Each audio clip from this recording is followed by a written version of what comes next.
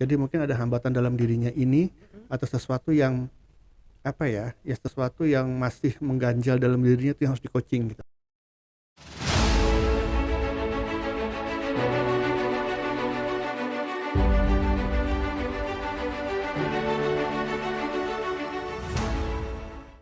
Halo teman-teman, kembali lagi dengan saya Mavis di Dunia Leadership Coaching, di mana kita membahas tentang leadership dan coaching. Sebelum kita lanjut ke topik berikutnya, kita lihat dulu nih yang akan lewat berikut ini ya. Sebelum Anda lanjut nonton video ini, silakan Anda subscribe, like, dan share kepada teman-teman Anda sehingga channel ini bisa bertumbuh. Halo, kembali lagi dengan Mavis di Dunia Leadership Coaching. Pada hari ini kita akan membahas topik tentang coaching untuk para staff.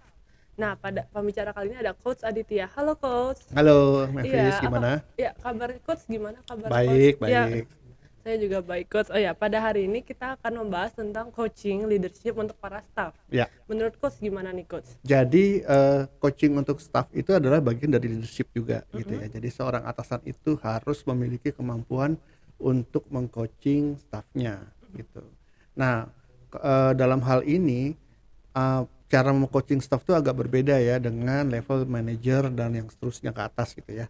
Karena level staff itu belum tentu mereka ada yang belum tentu yang ada yang siap untuk di-coaching saat itu gitu. Jadi mesti melakukan analisa dulu nih kebutuhannya gitu ya. Apakah staffnya ini perlunya di-coaching atau malah masih perlunya di-training atau mentoring gitu ya. Jadi harus dianalisa dulu oleh atasannya. Jadi atasannya harus ngerti bagaimana melihat perkembangan staffnya gitu ya. Kalau karyawan baru kan nggak mungkin langsung di coaching ya, perlu di training dulu gitu, kemudian nanti ada mentoringnya, baru setelah itu kalau memang kondisinya sudah siap, dia sudah menjalani pekerjaannya dengan baik, cuman belum berkembang dengan sesuai dengan keinginan atau sesuai dengan harapan, baru di coaching gitu ya. Jadi nggak bisa langsung di coaching gitu. Oh, berarti perbedaannya itu untuk para staff itu kita harus analisis dulu ya Coach, Betul. baru kita coaching. Nah, Ya. ini kira-kira manfaat coaching untuk para staff ini apa sih Coach? Ya manfaatnya banyak gitu ya. Biasanya terkait gini, kalau staff sudah di training, sudah di mentoring, kemudian dia sudah melakukan pekerjaannya dalam satu waktu, sebetulnya dia tuh sudah tahu apa yang harus dilakukan dan apa yang ini ya, sudah mulai mandiri untuk mengetahui apa yang harus dilakukan. Kalau toh nggak tahu kan dia bisa nanya atasannya atau dia bisa searching ya, bisa dipelajari di tempat lain. Iya, benar. Cuman masalahnya kalau misalnya sudah tahu apa yang harus dilakukan tapi tidak dilakukan, nah ini nih berarti masih ada hambatan dalam dirinya yang sebetulnya masalahnya bukan tentang pengetahuan atau keterampilannya lagi. Jadi nggak bisa dengan cara training saja. Jadi mungkin ada hambatan dalam dirinya ini atau sesuatu yang apa ya, ya sesuatu yang masih mengganjal dalam dirinya itu yang harus di-coaching gitu loh. Oh, berarti staff itu bukan secara luarnya aja tapi secara dalam dirinya Betul. juga di coaching ya Coach. Ya. Perbedaannya itu selain secara analisis yang tadi untuk para staffnya dulu sama secara dalam diri itu apalagi sih Coach perbedaannya? Perbedaannya dengan manajer ya. Iya, benar. Atau yang di atasnya lagi ya. Tentu topik-topik yang di coaching ya. Iya, benar. Kalau staff itu kan tentu yang utamanya adalah dia mencapai target pekerjaannya pribadi kan. Gitu. Staff itu kan belum punya bawahan biasanya kan. Iya, benar. Belum punya bawahan. Jadi mereka pasti targetnya target individu.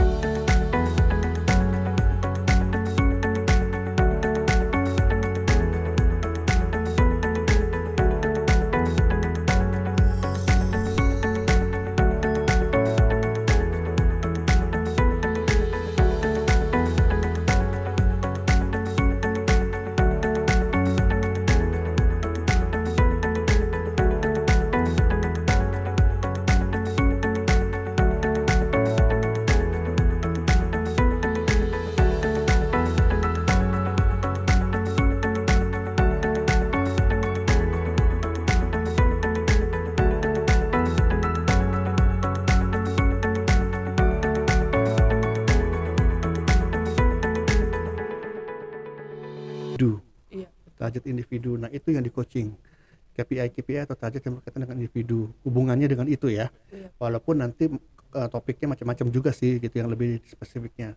Kalau level manajerial ke atas kan tentunya targetnya terkait dengan target dia dan timnya. Tentunya yang di coaching bisa berupa manajerial levelnya, kemudian leadership skillnya, atau ya yang semuanya berkaitan dengan itu gitu. Jadi itu perbedaannya sih. Kalau staff itu yang di coaching itu pekerjaan individunya gitu. Terus kalau untuk coaching staff ini tuh harus dari coaching coacher gitu, pelatih emang khusus pelatih, atau bisa dari atasannya sih kayak manajernya mungkin, Oh, itu bisa nggak sih? justru kalau untuk staff itu yang harus meng-coaching ya atasannya. Oh, Jadi atasannya sangat penting untuk mempelajari keterampilan coaching ini gitu. berarti lebih baik untuk yang meng-coach staff itu cara langsung emang atasannya ya, bukan Betul. dari pelatih luar ya? Bukan Oh ya, coach, kan kalau melatih leader itu, meng-coaching. ya meng-coaching leader itu tantangannya pasti karena bukan yang di coaching itu bukan dianya doang, tapi Iya. dan juga anak-anak bawahannya ya. Kalau untuk tantangan untuk coaching para staff perusahaan ini apa sih, coach? Tantangan untuk meng-coaching staff ya. Iya, betul. Mungkin lebih kepada mereka itu, kalau sepengetahuan saya ya, mereka tuh karena masih terbiasa dikasih tahu, Iya, bener. masih terbiasa disuruh, ya jadi kalau di coaching itu mereka masih agak bingung karena kok ditanya-tanya sih gitu kan, Iya. atau apa gitu. Jadi mereka pengen dikasih tahu aja, udah kasih tahu jalanin gitu kan. Tapi enggak. Jadi kita harus pastikan mereka benar-benar dilatih untuk di coaching supaya proses berpikir itu terbiasa dengan coaching. Karena kalau sudah terbiasa dengan coaching, mereka bisa menjadi lebih ini ya, proses berpikir kreatifnya bisa dilatih. Karena kalau sudah terlatih, lama-lama mereka jadi tidak terlalu tergantung lagi sama atasannya. Kalau ada masalah-masalah pribadi atau masalah di pekerjaannya yang sekiranya bisa menghambat daya prestasinya atau kinerjanya, mereka sudah mulai terlatih untuk berpikir secara kreatif, jadi sudah bisa melakukan self coaching gitu. Tapi kalau udah terbiasa disuruh-suruh di awal, itu kan lama-lama kalau kita nggak ubah ya prosesnya, mereka akan terlalu bergantung sama kita. Ada masalah ke kita gitu. Bener. Nanti kalau ada masalah, aduh minta atasan aja Iya, deh yang beresin. Iya. gitu. Jadinya nggak mandiri kan. Iya, bener. Akhirnya atasannya waktunya terbuang hanya untuk menyelesaikan masalah timnya. Sedangkan mereka sendiri kan banyak tuh kerjaannya gitu. Iya, bener. Jadi tugas pentingnya coaching untuk staff itu adalah agar melatih berpikir kreatif mereka, sehingga pada akhirnya mereka nanti siap untuk independen, mandiri, untuk bisa menyelesaikan masalahnya sendiri gitu. Jadi akhirnya ketergantungan dengan atasannya berkurang. Nah, iya benar. Berarti bukan hanya secara pikirannya, tapi biar mereka lebih inisiatif ya. Iya, betul. Tips-tips ini coach, kan berarti kalau untuk coaching staff lebih baik dari atas masing-masing ya nih coach. Tips-tips untuk para atasan itu apa sih biar meng-coaching staffnya mereka gitu? Good ya, tentu mereka harus belajar coaching dulu ya. Iya benar.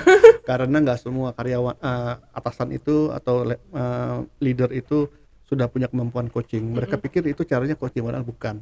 Jadi harus diajarin lagi nih training coaching yang benar gitu ya. Tentunya harus meng-hire seorang coach atau seorang trainer coach yang memang bisa mengajarkan ke mereka gitu ya, sehingga mereka nanti pada akhirnya bisa meng-coaching staffnya dengan baik gitu, sesuai dengan kebutuhannya. Selain itu juga mereka harus belajar juga memetakan kebutuhan timnya ya. Apakah memang butuhnya di coaching, di training, atau di mentoring gitu loh. Oh, coaching, training dan mentoring itu beda coach? Beda. Bedanya apa aja tuh coach? Ya kalau training kan hanya mengajarkan knowledge dan skill. Jadi mengajarkan dari nggak tahu menjadi tahu, dari nggak bisa menjadi bisa. Ya dengan metode yang terstruktur, ada kurikulumnya, ada materi pelatihannya kan gitu ya. Nah kalau mentoring kan atasan berbagi Knowledge. pengalaman, strateginya gitu ya, berbagi pengetahuannya lah yang dia tahu gitu ya, karena dia sudah menjalani pekerjaan itu selama bertahun-tahun gitu ya, jadi dia berbagi experience gitu.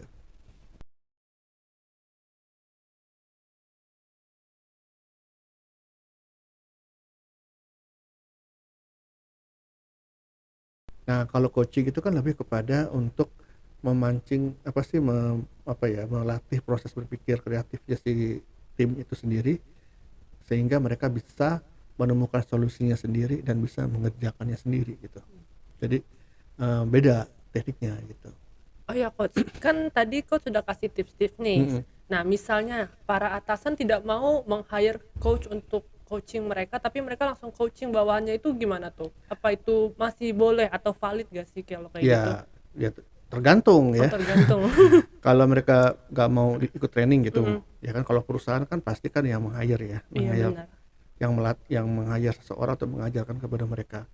Kalau mereka nggak mau, Ya berarti ini masalahnya di sistem mungkin ya. Oh, Bisa jadi sistemnya sendiri yang harus mendukung, mensupport atau memotivasi mereka untuk melakukan coaching dengan benar gitu. Misalnya dengan reward and punishment-nya dan seterusnya gitu ya. benar-benar. Nah, kalau dia merasa bahwa yang dia lakukan selama ini coaching padahal enggak. Nah, dengan training itu kan dia jadi sadar nanti, oh ternyata saya selama ini bukan coaching ya gitu. Iya, Saya cuma ngomelin doang misalnya. Atau benar. saya cuma ngajarin doang, tapi ternyata ada teknik coaching yang berbeda nih yang bisa mendevelop tim saya dengan lebih baik gitu. Akhirnya mereka akan menyadari nanti rata-rata ya ketika sudah kami ajarkan pelatihannya gitu. Iya, lebih terbuka Mm-mm, pikirannya ya pasti betul. ya. Oh ya Coach Adit, kalau kita mau belajar coaching itu di mana ya Coach? Kalau mau belajar coaching itu harus cari pelatihan coaching yang memang sudah memenuhi persyaratan suatu lembaga yang independen yang mengregulasi tentang coaching ya, supaya nanti jangan supaya nggak salah gitu Iya ya. benar. Karena kan tadi beda nih antara coaching dengan training gitu ya. Oh, Jadi harus apa ya, harus belajar di lembaga pelatihan yang sudah diakreditasi oleh suatu asosiasi coaching ya sebagai badan regulasinya. Nah, kalau di kami kita ada nih namanya di Corporate Consulting ada pelatihan coaching yang sudah diakreditasi oleh ICF, yaitu suatu asosiasi coaching terbesar di dunia yang kualitasnya sudah tidak di ini lagi ya, sudah Iya, tidak iya. dilakukan lagi ya. Mereka sudah banyak menjadi acuan di berbagai perusahaan atau individu seluruh dunia gitu, tentang coaching. Jadi mereka bisa melakukan akreditasi kepada kita, memastikan bahwa pelatihan kita ini kualitasnya sudah memenuhi standar mereka gitu. Jadi kalau teman-teman mau belajar tentang coaching di sini silakan buka di website kami www.corporaconsulting.com, silakan cari coaching ya, pelatihan coaching di situ. Nah, itu guys, udah kita bahas ya hari ini untuk tips-tips coaching kepada para staff juga. Coach juga udah ngasih tahu nih kalau mau hire coach di mana sih bisa ke Corpora ya. Jangan lupa untuk subscribe, like dan komen konten kita ya guys. Bye bye. Terima kasih semuanya. Sampai jumpa lagi. Sampai jumpa lagi.